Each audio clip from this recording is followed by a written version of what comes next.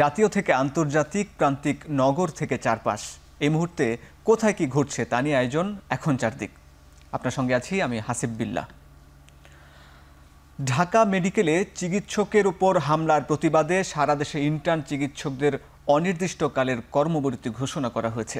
চিকিৎসকদের উপর হামলাকারীদের ২৪ ঘন্টার মধ্যে গ্রেপ্তারের আলটিমেটাম সহ চিকিৎসক ও রোগীদের নিরাপত্তার দাবি জানিয়েছেন তারা। দুপুরে কর্মবিরতির মধ্যে জরুরি বৈঠক শেষে এমন ঘোষণা দেন তারা। আমরা আজকে থেকে কর্মবিরতিতে যাচ্ছি। সারা বাংলাদেশের সমস্ত চিকিৎসক, সরকারি বেসরকারি সবাই অনতিবিলম্বে ২৪ ঘন্টার মধ্যে যারা আক্রমণ করেছে আমাদের চিকিৎসকদের উপরে তাদেরকে গ্রেপ্তার করতে হবে।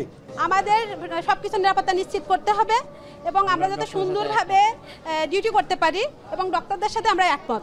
তারা যেগুলো বলছে সবগুলো আমরা একমত এবং আমরাও কর্মবিরতি দিতে চাই যদি আমাদের দাবি না মেনে নেয়।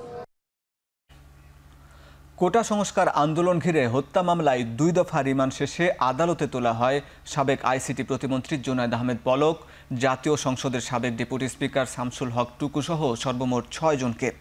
নতুন দুটি মামলায় জুনায়েদ আহমেদ পলককে ৩ দিন করে মোট ৬ দিন ও বাকিদের ৩ দিন করে রিমান্ড মঞ্জুর করেন আদালত।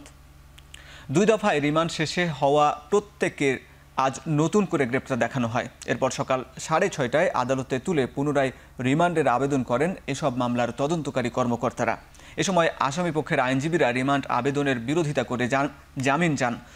দুই পক্ষের শুনানি শেষে রিমান্ড মঞ্জুর করেন ম্যাজিস্ট্রেট মইনুল ইসলামের আদালত। রিমান্ড মঞ্জুর শেষে জিজ্ঞাসাবাদের জন্য তাদের ফের পুলিশি হেফাজতে নেওয়া হয়।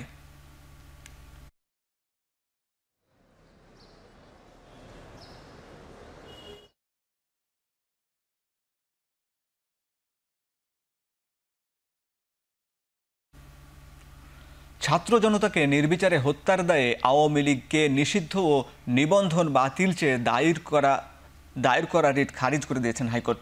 রোববার বিচারপতি কে এম আসাদুজ্জামান ও বিচারপতি মাহবুবুল ইসলামের হাইকোর্ট বেঞ্চ রিটটি উত্থাপিত হয়নি মর্মে খারিজ করে দিয়েছেন। এর আগে গত মঙ্গলবার আদালতে রাষ্ট্রপক্ষের শুনানির সময় অ্যাটর্নি জেনারেল মোহাম্মদ আসাদুজ্জামান রিটটি খারিজের আদেশ দিয়েছিলেন। তিনি সেদিন আদালতকে বলেন, অন্তর্বর্তীকালীন এই সরকারের শুধু আওয়ামী লীগ নয়, কোনো দল নিষিদ্ধ বা কোনো দলের নিবন্ধন বাতিলের ইচ্ছে নেই। গত ১৯ আগস্ট ছাত্র জনতাকে নির্বিচারে হত্যার দায়ে বাংলাদেশ আওয়ামী লীগকে নিষিদ্ধ ও নিবন্ধন বাতিল চেয়ে হাইকোর্টে রিট করেন নরসিংদীর সারদা সোসাইটির নির্বাহী পরিচালক আরিফুর রহমান মুরাদ ভূঁইয়া। এই রিটে যেসব প্রতিষ্ঠান শেখ হাসিনার নামে রয়েছে সেগুলোর নাম পরিবর্তন চাওয়া হয়েছে। এছাড়া রিটে দেশ সংস্কারের লক্ষ্যে বর্তমান অন্তর্বর্তী সরকারের মেয়াদ সর্বনিম্ন ৩ বছর চাওয়া হয়েছে। সেই সঙ্গে বিদেশে পাচার করা ১১ লাখ কোটি টাকা ফেরত আনতে এবং বিগত আওয়ামী লীগ সরকারের আমলে চুক্তিভিত্তিক নিয়োগ পাওয়া কর্মকর্তাদের বদলি চাওয়া হয় এই রিটে।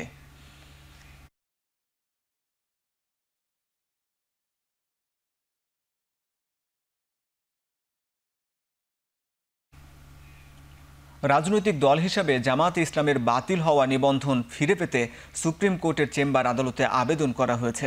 রোববার চেম্বার আদালতের সংশ্লিষ্ট শাখায় আইনজীবী শিশির মুনির আবেদন করেন। তিনি বলেন, ডিসমিস ফর ডিফল্ট হিসাবে খারিজ হওয়া আপিলটি পুনরুজ্জীবিত করতে রোববার সুপ্রিম কোর্টের আপিল বিভাগের চেম্বার আদালতে আবেদন করা হয়েছে। এক রিট আবেদন নিষ্পত্তি করে ২০১৩ সালের ১ আগস্ট জামায়াতে ইসলামের নিবন্ধন বাতিল ও অবৈধ ঘোষণা করে রায় দেন হাইকোর্ট। এরপর ২০১৮ সালের ৭ ডিসেম্বর বাংলাদেশ জামায়াতে ইসলামের নিবন্ধন বাতিল করে প্রজ্ঞাপন জারি করে নির্বাচন কমিশন। পরবর্তী সময়ে হাইকোর্ট রায়ের বিরুদ্ধে আপিল করে জামায়াত ইসলামী। পরে মামলাটি শুনানি শেষ না করেই কার্যতালিকা থেকে বাদ দেয়া হয়।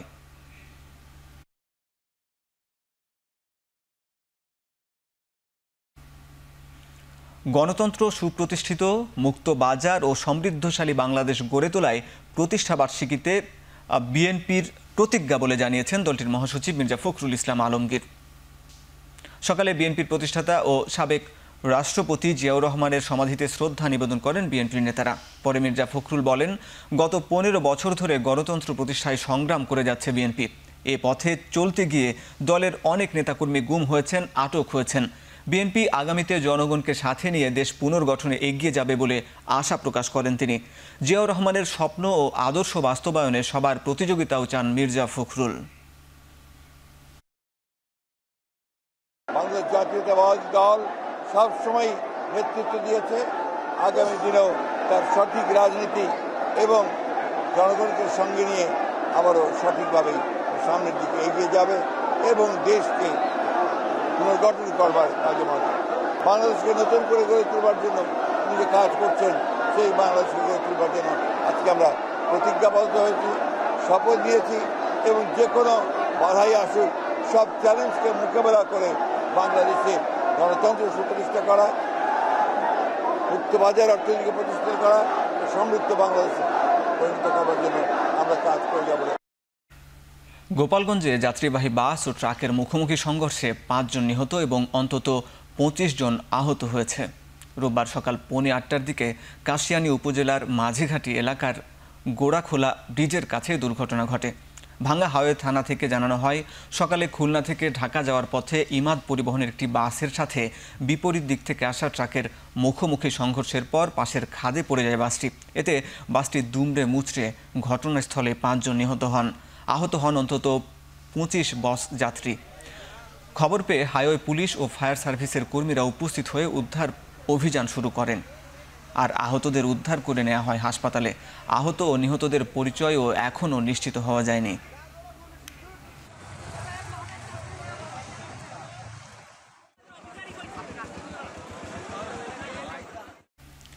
গতরাত 12টা থেকে কার্যকর হয়েছে জ্বালানি তেলের নতুন দাম। ফিলিং স্টেশনের মালিকরা বলছেন, মধ্যরাত থেকেই সরকার নির্ধারিত দামে তেল বিক্রি করছেন তারা। রাজধানী ঘুরে দেখা যায়, তেলের নতুন দাম কার্যকর করেছে ফিলিং স্টেশনগুলো। তেলের দাম কমার প্রভাবে নিত্য প্রয়োজনীয় পণ্যের দাম কমবে বলে আশা করছেন সাধারণ মানুষ। যদিও বাণিজ্যিক গাড়ির ভাড়ায় তেলের দাম কম হওয়ায় প্রভাব পড়েনি এখনও। বিশ্ববাজারের সঙ্গে মিল রেখে জ্বালানি তেলের মূল্য নির্ধারণ গত মার্চ থেকে শুরু করেছে সরকার। পেট্রোল অকটেনে 6 টাকা কমিয়ে লিটার প্রতি বিক্রি হচ্ছে 121 টাকা এবং 125 টাকা দরে, আর ডিজেলের দাম লিটারে 1 টাকা 25 পয়সা কমিয়ে বিক্রি হচ্ছে 105 টাকা দরে।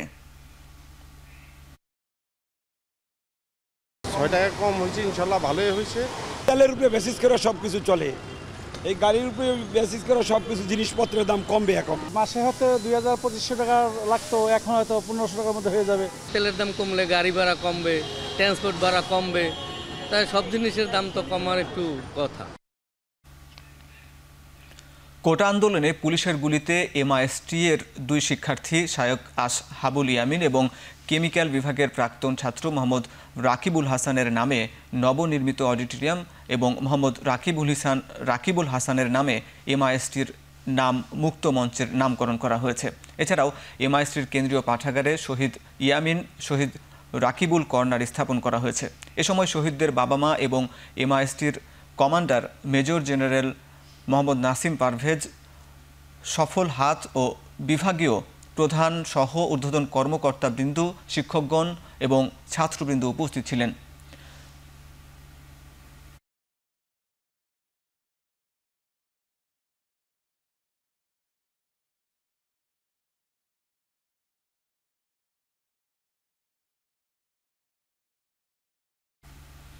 এখন চারদিকে নিচ্ছে একটা বিরতি, ফিরছি একটু পরেই।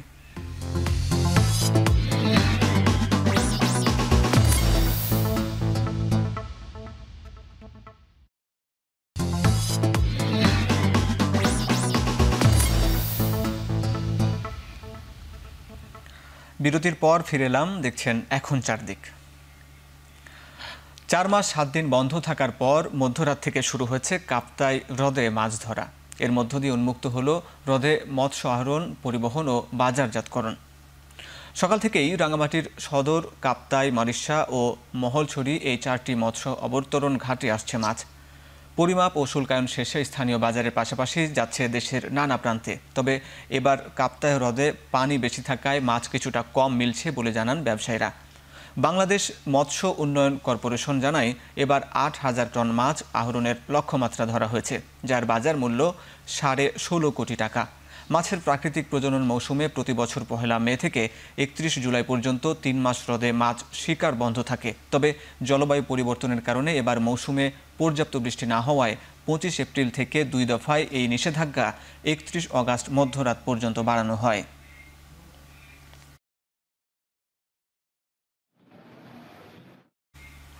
2 মাস পর ময়মনসিংহের বাংলাদেশ কৃষি বিশ্ববিদ্যালয়ের শুরু হয়েছে পাঠদান কার্যক্রম। রোববার সকাল 8টা থেকে শুরু হয়েছে বিভিন্ন অনুষদের ক্লাস। এদিন সকাল থেকে শিক্ষার্থীদের পদচারণায় মুখরিত হয় বিশ্ববিদ্যালয় প্রাঙ্গণ। দীর্ঘদিন পর ক্লাস শুরু হওয়ায় দারুণ খুশি শিক্ষার্থীরা। তারা জানান 2 মাস বন্ধ থাকায় সেশন জটের শঙ্কা রয়েছে।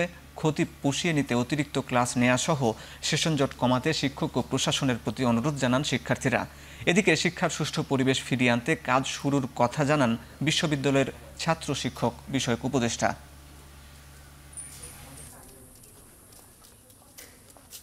ছাত্রদের মধ্যে থেকে একটা দাবি আছে যে তাদের সময় মতো তাদের কোর্সকে একটু কমিয়ে কিংবা একটু ওভার টাইম অন্য সময়ে এক্সট্রা ক্লাস নিয়ে আমরা যে তাদেরকে সময় মতো তাদের ডিগ্রি আমরা প্রদান করতে পারি।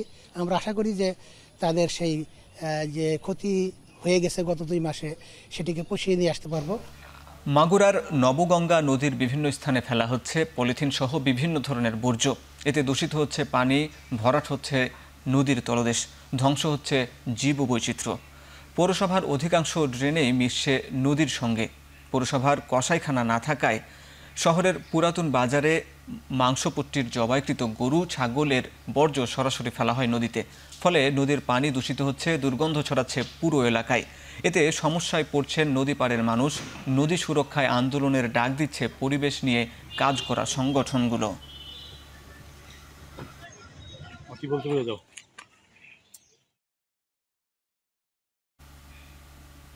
এখন চারদিকে নিচ্ছি আরও একটা বিরতি, ফিরছি একটু পরেই।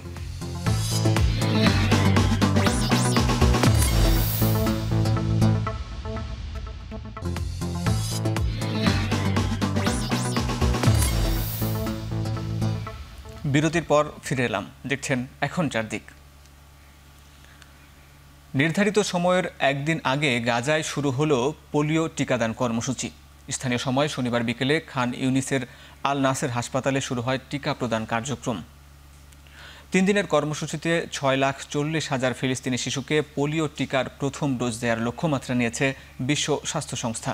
এজন্য উপত্যকায় সরবরাহ করা হয়েছে 13 লাখ টিকা। গেল মাসের শুরুতে গাজায় 25 বছরের মধ্যে প্রথমবারের মতো শনাক্ত হয় টাইপ 2 পোলিও ভাইরাসে আক্রান্ত শিশু। উপত্যকায় পোলিওর সংক্রমণ ঠেকাতে কর্মসূচি চলাকালে দিনের শেষ 8 ঘন্টা অস্ত্রবিরতিতে সম্মত ইসরায়েল ও হামাস।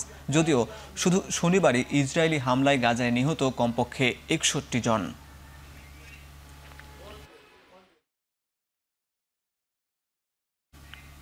গতিপথ পরিবর্তন করে ওমানের দিকে এগোচ্ছে ঘূর্ণিঝড় আসনা। বর্তমানে এটির অবস্থান পাকিস্তানের করাচি থেকে 370 কিলোমিটার দূরে আরব সাগরে। আবহাওয়া পূর্বাভাস বলছে মঙ্গলবারের মধ্যে নিম্নচাপে পরিণত হবে ঘূর্ণিঝড় আসনা, যা পরবর্তীতে আছড়ে পড়বে ওমানে।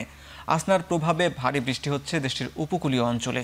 বেলুচিস্তান, গাদার সহ বিভিন্ন অঞ্চলে বাতাসের গতিবেগ ঘন্টায় 60 থেকে 70 কিলোমিটার। পরিস্থিতি স্বাভাবিক না হওয়া পর্যন্ত জেলেদের সাগরে যাবার ক্ষেত্রে জারি করা হয়েছে নিষেধাজ্ঞা। ভারী বৃষ্টি ও ভূমিধসে শুধু শুক্রবারই পাকিস্তানে প্রাণ হারিয়েছেন 24 জন। অন্যদিকে গেল সপ্তাহে বন্যায় ভারতের গুজরাটে কমপক্ষে 39 জন নিহত হয়েছেন।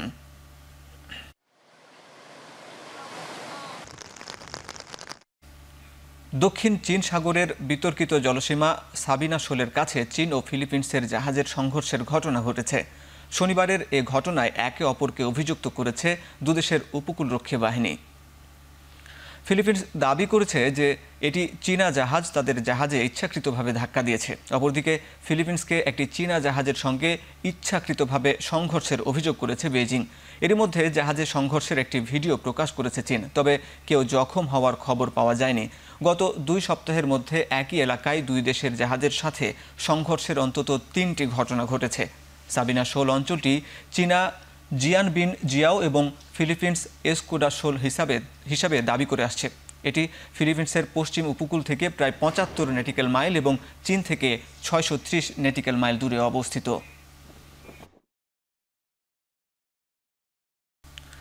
শেষ করছি এখন চারদিক। এখন টেলিভিশন ওয়েবসাইটে দেখতে ভিজিট করুন www.ekhon.tv। এখন টেলিভিশন ফেসবুকে দেখতে ভিজিট করুন facebook.com/ekhon/tv.ekhon এবং এখন টেলিভিশন ইউটিউবে দেখতে ভিজিট করুন youtube.com/c/ekhon tv।